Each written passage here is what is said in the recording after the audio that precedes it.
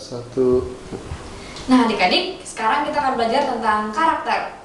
Kak Fedi, tahu Ya. nggak ada pepatah yang mengatakan gajah mati meninggalkan gading, harimau mati meninggalkan belang, dan manusia mati meninggalkan budi. Oh iya, aku pernah dengar tuh. Ya itu jadi kalau itu ada kita bisa ambil dua kesimpulan dari karakter itu ya, maksudnya dari pepatah itu ya. Yang pertama, manusia itu pasti meninggal, ya kan? Dan yang kedua apa? Yang kedua, kalau manusia meninggal, meninggalkan budi. Oh Budi, oh si Budi itu teman kita? Bukan Oh, budi nama bukan. orang. Apa dong? Budi itu artinya, budi pekerti artinya moral dan nilai-nilai yang baik dalam kehidupan kita sehari-hari. Oh iya Budi pekerti. Jadi kalau kita terus berbuat baik, itu yang akan orangnya terus ya? Iya, Budi itulah yang paling pekerti. penting dalam Iya. kehidupan seorang manusia. Hmm. Bukan rumah yang gede, bukan Iya. harta yang bermiliar-miliar. Bukan mobil-mobil yang banyak juga ya? Bukan. Iya.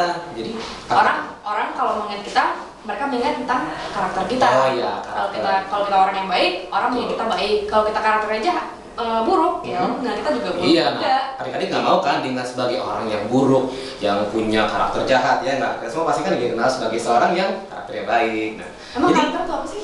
karakter itu jadi ya apa yang terus kita bangun setiap hari. Jadi ada 3 kunci untuk gimana kita mengembangkan karakter. Nah, adik tahu nggak gimana caranya? Yang pertama itu adalah kita harus Mencari kelemahan kita. Nah, kayak apa tuh? Jadi misalnya gini, kalau adik-adik punya kelemahan nggak bisa belajar di tempat yang ramai. Nah, kalau gitu jangan belajar sebelah TV, jangan belajar di pinggir jalan, karena pinggir jalan ya bahaya dong, ya nggak? Tapi yang penting adalah kalau belajar di pinggir jalan atau di sebelah TV, kita konsentrasinya pasti terganggu. Iya. Itu gimana caranya dong supaya kita bisa konsentrasi belajar kan? Cari tempat yang sepi, misalnya di kamar. Iya, kamar itu paling benar. Asal di kamar, ya. jangan tempat tidur ya, ntar Gitu. tidur.